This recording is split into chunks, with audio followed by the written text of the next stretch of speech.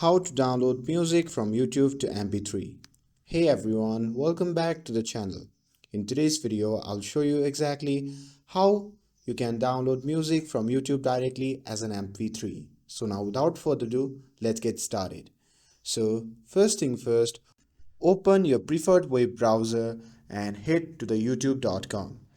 And also make sure that you are signed in to your YouTube account. And once you are here, simply click on your profile icon, which can be seen in the top right corner of the screen. And from the drop down menu, simply select YouTube Studio. And once you are inside the YouTube Studio, look at the left hand menu and click on Audio Library. And now, inside the audio library, you'll find a wide selection of free music tracks available for downloads. These tracks can be used in your videos, even for monetized content.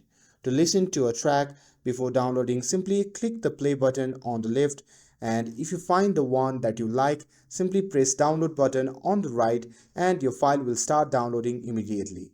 And once the download is complete, you can locate the song in your browser download section or open your file explorer to find it on your download folders. And that's it. Downloading music from YouTube audio library is quick and easy. With this, if you found this video helpful, then don't forget to like, share and subscribe to get updated for more videos.